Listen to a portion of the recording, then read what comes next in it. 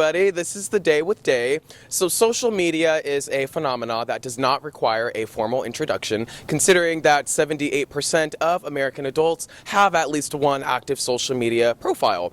So it's not the use or consumption of social media that we are questioning. However, in what ways does and has social media affected our lives and society? Let's find out. Which social media networks would you say you use the most? Instagram, Facebook, I use Facebook. How often do you use Facebook? Like every day. Snapchat, YouTube, Facebook, Instagram, and Snapchat. Vivo, Periscope. And I like Twitter. I'm on Twitter, but I'm still kind of figuring it out. It's a little more high maintenance than I want, but I like it. Instagram's my favorite. And my Twitter.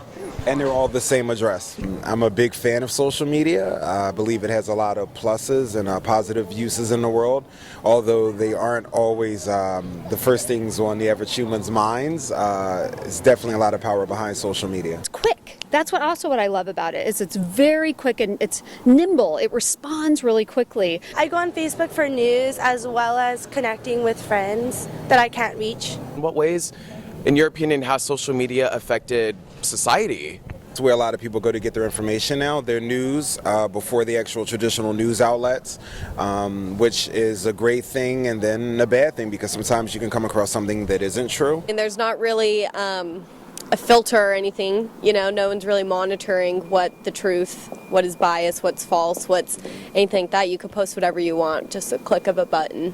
Oh, social media has changed the news collection process completely.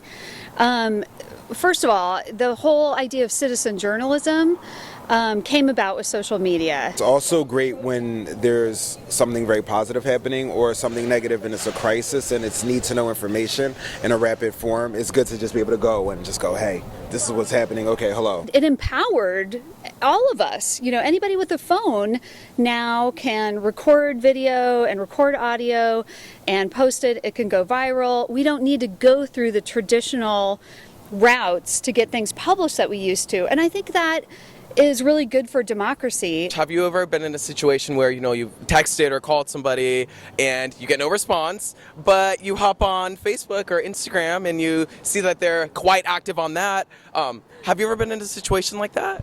Yeah, I've been the person that doesn't respond.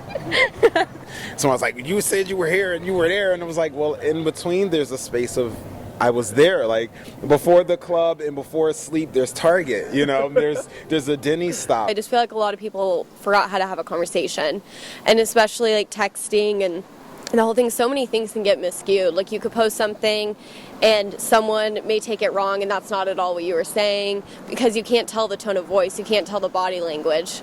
There's a difference between the medium and the message, and I think people like to blame the medium, but the medium's neutral. The medium's just what it is, and then we bring our humanity to it. All the good of humanity and all the bad of humanity. We bring that to the medium. So are there any ways that you think social media has had maybe a negative effect on your relationships or your lives? I just think that now that we're older, it's getting more important to portray yourself in a more professional manner. So now I've heard of people who gotten fired because of things that they posted.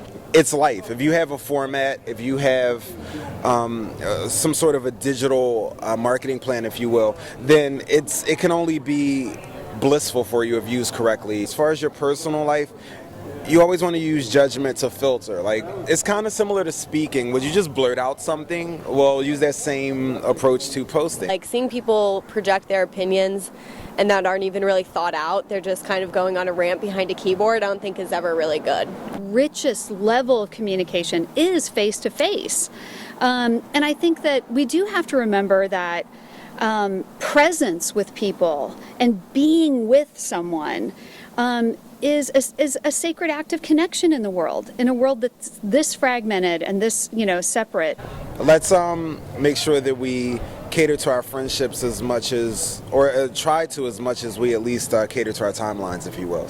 So it appears the verdict is in, and while there are several tangible positive and negative effects social media has had on society, it appears the largest takeaway is that it's not such a black and white issue, considering that we are living amidst its rising and social media is not going anywhere anytime soon. So the long-term effects, we will just have to wait and see.